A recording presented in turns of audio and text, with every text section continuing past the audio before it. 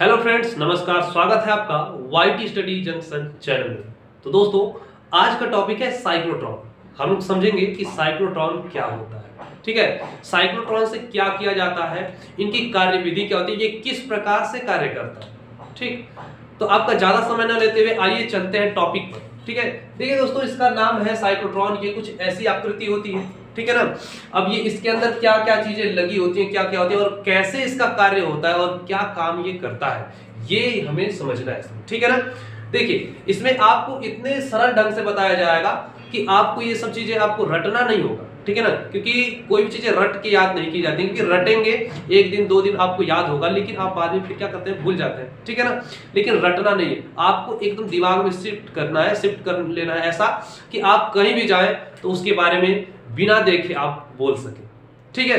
तो इसको देखिए, सबसे पहले तो साइक्लोट्रॉन क्या होता है इसको आप समझ लीजिए। साइक्लोट्रॉन एक प्रकार की डिवाइस होती है, एक युक्ति होती है, ठीक है। ये क्या काम करता है कि ये किसी भी जो है कि धन आवेश को, यानी धनायन कण को या एक आयन को क्या करता है, गति प्रदान करता है, ऊर्जा प्रदान करता है, ठीक है ना। जैसे ऊर्जा प्रदान करने का मतलब क्या कि जैसे अगर कोई भी आयन या कोई भी धन आयन वस्तु है और यदि किसी चुंबकीय क्षेत्र में जब रखा जाता है तो उसमें चक्कर करेगा, गति करेगा, मूविंग करेगा। यदि वह मूविंग करता है तो वह एक नियत वेग के साथ मूव करता रहता है, ठीक है। लेकिन जब उसमें साइक्लोट्रॉन अगर रख दिया जाए या साइक्लोट्रॉन की युक्ति से अगर उसको गति कराया जाए तो होता क्या है कि वह उसकी गति को क्या करता है, बढ़ा देता है। बढ़ा इसलिए देता है क्योंकि साइक्लोट्रॉन एक ऐसी युक्ति है जो क्या करता है, धनायन कणों को ऊर्जा प्रदान करता है, ठीक है। और जब ऊर्जा प्रदान किया जाएगा तो होता क्या है, वहां पे उनकी गति बढ़ जाएगी। जैसे कहने का मतलब क्या, आप कोई काम कर रहे हैं और करते करते जब थक जाते हैं तो आपका जो स्पीड होता है वो कम हो जाता है, काम करने की स्पीड, ठीक है ना। तब आपको क्या चाहिए, एक नई ऊर्जा चाहिए जिससे कि आप फिर से उसी स्पीड से काम कर सके जो कि आप पहले से कर रहे थे, या अगर उससे भी ज्यादा स्पीड से काम करना है तो आपको अत्यधिक ऊर्जा की आवश्यकता होगी, ठीक है। तो उसी प्रकार से जब क्या होता है, उस कणों को गति करना होता है और जब उसके कण की गति तेज हो जाते हैं तो उनको तेज गति करने के लिए तेज ऊर्जा यानी अत्यधिक ऊर्जा की आवश्यकता होती है। और वही अत्यधिक ऊर्जा प्रदान कौन करता है, तो ये साइक्लोट्रॉन करता है, ठीक है। अब इसके अंदर कैसे कैसे वो ऊर्जा किसको देता है इसको समझते हैं। सबसे पहला बात कि ये जो साइक्लोट्रॉन होता है, ये साइक्लोट्रॉन ये किसी धन आयन को ही ऊर्जा प्रदान करता है, ये नहीं कि ऋण आयन को। जैसे में कि मान लिया जाए अब ये कौन से कण होंगे, ठीक है ना। जैसे तो कण जो है कि मूल कण जो होते हैं वो कितने प्रकार के होते हैं, तीन प्रकार के होते हैं, इलेक्ट्रॉन, प्रोटॉन और न्यूट्रॉन, ठीक है ना। लेकिन यहाँ पे इलेक्ट्रॉन, प्रोटॉन, न्यूट्रॉन इन तीनों में से किसको साइक्लोट्रॉन गति प्रदान करवा सकता है, ऊर्जा प्रदान कर सकता है, दे सकता है। तो देखिए, एक होता है इलेक्ट्रॉन, एक होता है प्रोटॉन और एक होता है न्यूट्रॉन। जिसमें आपको ये पता है कि इलेक्ट्रॉन ऋण आवेशित होता है, निगेटिव होता है, निगेटिव चार्ज होता है जिस पर, ठीक है। प्रोटॉन का मतलब आप समझते हैं इस पर पॉजिटिव चार्ज होता है और न्यूट्रॉन का मतलब इस पर किसी भी प्रकार का चार्ज नहीं होता, ठीक है ना। तो देखिए, ये जो साइक्लोट्रॉन होता है ये क्या काम करता है कि हमेशा जो पॉजिटिव होते हैं, पॉजिटिव टाइप के जो चार्ज होते हैं उन्हीं को क्या करता है, ये एनर्जी देता है। तो यहाँ पर जो आपको प्रोटॉन दिख रहा है ना, तो अगर यहाँ पर जो कण होगा वो कण अगर प्रोटॉन होगा तो उसको वो क्या कर सकता है, गति प्रदान कर सकता है, ऊर्जा प्रदान कर सकता है। लेकिन इलेक्ट्रॉन होगा तो इलेक्ट्रॉन को नहीं देगा, ठीक है ना। इसी तरीके से कौन कौन से कण होते हैं, तो जैसे कि अल्फा कण होते हैं, न्यूट्रॉन होते हैं, प्रोटॉन होते हैं। तो ये सब क्या होते हैं, धन आयन होते हैं जिनको कि क्या करता है, गति प्रदान करने के लिए ऊर्जा दे सकता है। लेकिन ऋण आयन अगर वहां पर रहेंगे तो उनको नहीं देगा। तो सबसे पहली बात तो ये आपको जानना होगा, ठीक है। दूसरी नंबर बात, सीमा इसकी ये है, लिमिट ये है, इसका लिमिटेशन कि ये किसी भी कण को जब कोई गति प्रदान करवाएगा या कहने का मतलब जब ऊर्जा प्रदान करेगा तो ये इतनी ऊर्जा नहीं प्रदान कर देगा कि वह उसकी गति प्रकाश की गति से तेज हो जाए, ठीक है ना। ये इसकी दूसरी सीमा है, ठीक है। तो इस प्रकार से जो है कि इसमें अगर कोई ऊर्जा प्रदान किया जाए किसी कण को तो वो क्या होगा, एक नियत वेग से चलता रहेगा। नियत वेग से, नियत वेग का मतलब कि एक समान वेग से चलता रहेगा। जैसे कि उसकी ऊर्जा बढ़ गई रहेगी, जितनी बड़ी रहेगी उतनी ऊर्जा के साथ वो चलेगा। लेकिन ऐसा कभी नहीं होगा कि वो प्रकाश की स्पीड से भी तेज चले। प्रकाश की स्पीड होती है ना 3 × 10⁸ मीटर प्रति सेकेंड, तो उतनी स्पीड से, उससे ज्यादा स्पीड से नहीं गति करवा पाएगा, ठीक है। ये इसका लिमिट होता है। अब देखिए इसका कार्यविधि क्या होता है, हम चित्र में समझते हैं, ठीक है। आइए चलते हैं चित्र में। तो देखिए, सबसे पहले कि ये जो आपको कुछ ऐसे करके दिखाया गया है, ये क्या है, एक प्रकार का चुंबकीय क्षेत्र है, ठीक है। चुंबकीय क्षेत्र, चुंबकीय क्षेत्र क्या होता है, तो चुंबकीय क्षेत्र वो क्षेत्र होता है जिसके अंतर्गत हम आकर्षण प्रतिकर्षण बल का अनुभव कर सकते हैं कोई कण अगर है तो वह क्या करता है, आकर्षण और प्रतिकर्षण बल का अनुभव करता है। वही क्षेत्र होता है चुंबकीय क्षेत्र। तो ये एक क्या है, चुंबकीय क्षेत्र। ठीक, इसके मध्य यहाँ पर एक कण रखते हैं जो कि न्यूट्रॉन हो सकता है या प्रोटॉन हो सकता है, जो कि धन आयन होगा। ठीक है ना। और क्या होता है इसमें, ये जो साइक्लोट्रॉन होता है ये इसमें लगा होता है। अब जब साइक्लोट्रॉन लगा होता है तो साइक्लोट्रॉन में दो चीजें होती हैं, लोहे के दो सपाट पात्र होते हैं। ठीक है ना। अब लोहे के जो दो सपाट पात्र होते हैं, एक उसमें से धन आवेश धनायन होगा और एक ऋणायन होगा। ठीक है ना। तो जैसे देखिए, एक आपका सपाट इधर आधा यानी अर्धवृत्ताकार होता है, जो कि आधा वृत्ताकार बोल सकते हैं। जैसे एक सेब को काट देंगे तो आधा आधा दो भाग हो जाते हैं, सेम वैसे ही इनके भी दो अर्धवृत्ताकार सपाट पात्र होते हैं। ठीक है ना। सपाट का मतलब सीधा। तो यहाँ पर क्या है कि ये आपका पहला इधर और ये आपका इधर। ठीक है ना। मतलब कहने का कि एक ये वाला बनता है भाग जिसको कि हम डीज बोलते हैं, डीज। ठीक है ना। इंग्लिश में बोलते हैं DEES, डीज। ठीक है। पहली बात कि डीजे मत समझ जाइएगा, नहीं तो आदित्य डीजे हो जाएगा। ठीक, ये डीजे डीज। ठीक है ना।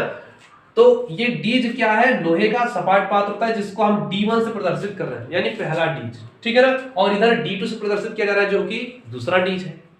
अब क्या होता है कि इनके मध्य यहां पर क्या होता है, एक कण होता है, एक आयन होता है, जो कैसा कण होता है, तो धन आवेशित कण होता है। ठीक है ना। अब उस जब धन आवेशित कण को रखते हैं तो ये क्या होता है कि इनके चुंबकीय क्षेत्र के कारण इस पर एक बल कार्य करने लगता है। तो जब उस कण पे बल कार्य करेगा तो वो कण क्या करेगा, गति तो करेगा ही, मूविंग तो करेगा ही। ठीक है। उसके साथ साथ क्या होता है कि जो ये दोनों डीज लगे होते हैं इनको एक प्रत्यावर्ती वोल्टेज से जोड़ दिया जाता है। ठीक है, जिससे कि इसको प्रत्यावर्ती वोल्टेज दिया जाता है। अब देखिए होता क्या है, इसका लगभग प्रत्यावर्ती वोल्टेज 10 की पावर लगभग 5 वोल्ट का प्रत्यावर्ती वोल्टेज दिया जाता है। ठीक, इसके साथ साथ इसके डीज दूसरा नंबर पर यानी कि D2 पर एक जो है कि विक्षेपक प्लेट भी लगा होता है। अब ये विक्षेपक प्लेट क्या काम करता है इसको हम अभी समझेंगे। ठीक है। तो फिलहाल में ये दो डीज हो गए, इनको जोड़ा गया है एक प्रत्यावर्ती वोल्टेज से, जिसको कि 10 की पावर 5 वोल्ट से क्या होता है उसमें धारा प्रवाहित की जाती है, यानी वोल्टेज उसको दिया जाता है। ठीक है। बीच में क्या होता है कि वो कण होता है जो कि धन आवेशित कण होता है। ठीक है। अब वो जो धन आवेशित कण होता है वो क्या काम करता है कि इस चुंबकीय क्षेत्र के कारण, ठीक है, चुंबकीय क्षेत्र के कारण इसमें लगता है गति करने, और जब गति करेगा तो उस पर क्या होने लगता है, अभिकेंद्रीय बल लगता है। अभिकेंद्रीय बल जब लगेगा तो ये वृत्ताकार अवस्था में गति करता है। अब जब वृत्ताकार अवस्था में गति करेगा तो ये क्या होता है, ऐसे घूम के कहां पर जाता है, तो D2 में जाता है, जो कि ऋण आवेशित होता है। ठीक है, जो कि इसका ऋण भाग होता है और ये धन भाग होता है। ठीक है ना।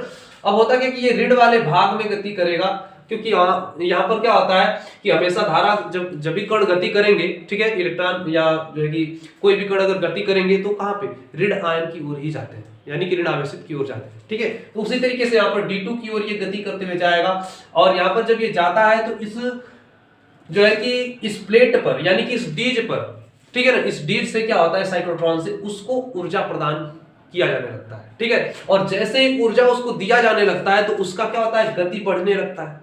ठीक। और जब गति बढ़ता है तो होता क्या है, जैसे सुनिएगा, अगर मान लिया जाए आपको कहा जाए, एक बाइक दे दिया जाए, कहा जाएगा कि आप गोल गोल चक्कर घुमाइए, ठीक, तो आप एक नियत वेग से उसको घुमा सकते हैं। और अगर मान लिया इतना बड़ा गोला आपको बना देगा, कह देगा कि इसी पर आपको घुमाना है, नहीं इससे बाहर जाना, नहीं इससे अंदर आना है, तो आप इस पर एक समान वेग से घुमा सकते हैं। लेकिन अगर आपसे कह दिया जाए कि भैया आपको इसी पर घुमाना, लेकिन 90 की स्पीड में घुमा रहा है, तब क्या होगा, तब तो पता चलेगा कि हाथ पैर तोड़ के बराबर हो जाएंगे। ठीक है। तो वहां पर क्या है, जब आपकी स्पीड बढ़ेगी, ठीक, तो आपको क्षेत्रफल भी ज्यादा लेना पड़ेगा, ज्यादा क्षेत्रफल में तब आपको घुमाना पड़ेगा, जगह ज्यादा, एरिया ज्यादा चाहिए, है ना। तो उसी तरीके से जो ये कण होता है, इस कण को जब ये डीज क्या देने लगते हैं, एनर्जी देने लगते हैं, तो इसकी एनर्जी बढ़ जाती है, और जैसे एनर्जी बढ़ती है तो वो बहुत ही ज्यादा जो है कि वेग के साथ गति करने लगते हैं, और जब उनका वेग बढ़ता है तो वो अपने क्षेत्रफल को भी बढ़ाने लगते हैं, अपने एक ही अक्ष पे गति नहीं करते, वो अपना क्षेत्रफल भी बढ़ाने लगते हैं। तो देखिए ये ऐसे आया, ये इधर आया, यहाँ पे देखिए एरो दर्शाया, ये ऐसे आते आते फिर देखिएगा ध्यान से, ये ऐसा है, फिर यहाँ पे देखिए क्षेत्रफल बढ़ गया ना, फिर ऐसे आते आते, जैसे कहने का मतलब कि अगर ये डीज यहाँ पर बने हैं तो, ठीक है ना, ऐसे करके जो दो डीज बने हैं, ठीक है, जब यहां से क्या करेगा, ये गति करेगा तो ये ऐसे ऐसे इनकी गति जैसे जलेबी होती है ना, ऐसे बढ़ता जाएगा, ऐसे बढ़ता जाएगा। ठीक, जब ये बढ़ेगा तो होता क्या है कि एक समय ऐसा आएगा कि बढ़ते बढ़ते ये कण कहां पे जाएगा, इस विक्षेपक प्लेट की ओर जाएगा, जिसको लक्ष्य भी बोला जाता है। ठीक है ना। जैसे विक्षेपक प्लेट की ओर जाएगा तो ये इससे टकराता है और इससे बाहर निकल जाता है, क्योंकि अब तो इसका डीज का एरिया ही खत्म। अब वो क्या होता है, गिर जाता है। ठीक है। जैसे ही गिर जाता है तो इसी प्रकार से ये गति करता रहता है, मतलब कि इनको गति प्रदान की जाती है साइक्लोट्रॉन द्वारा। ठीक है, किसी भी धन आवेशित कण को। ठीक है, तो इसका अगर आपको कार्यविधि बताना हो तो आप ये बता सकते हैं कि जो इसमें साइक्लोट्रॉन में दो डीज लगे होते हैं, जिसका नाम होता है कि D1 और D2 होता है, जो कि एक चुंबकीय क्षेत्र में रखे गए होते हैं, जिनके लंबवत चुंबकीय क्षेत्र काम करता है।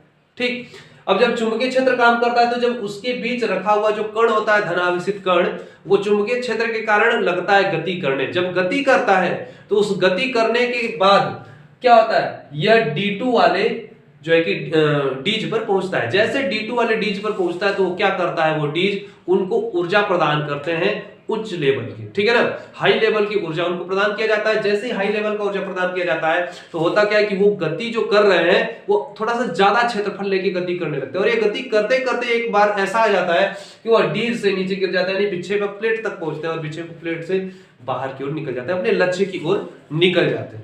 यही इसकी पूरी क्या होती है, कार्यविधि होती है ये साइक्लोट्रॉन का। ठीक है, अगर पूछ रहे हैं साइक्लोट्रॉन क्या है तो आप कहेंगे यह एक प्रकार की डिवाइस होती है। कैसी डिवाइस होती है, तो आप ये बता सकते हैं कि यह क्या करता है, किसी भी आयन को उच्च ऊर्जा प्रदान करता है। ठीक है, तो अगर ये चीज आपको समझ में आया होगा तो आप अपने दोस्तों तक शेयर कर दीजिएगा। चैनल पर नए होंगे तो एक बार सब्सक्राइब कर दीजिएगा और हमारी इस वीडियो को लाइक कर दीजिएगा और कमेंट करके बताइएगा कि ये वीडियो कैसी लगी, और आगे भी जिस टॉपिक पर आपको वीडियो चाहिए वो आप कमेंट बॉक्स में छोड़ सकते हैं। तो आज के लिए इतना ही, शेष मिलते हैं अगले वीडियो में, तब तक के लिए जय हिंद।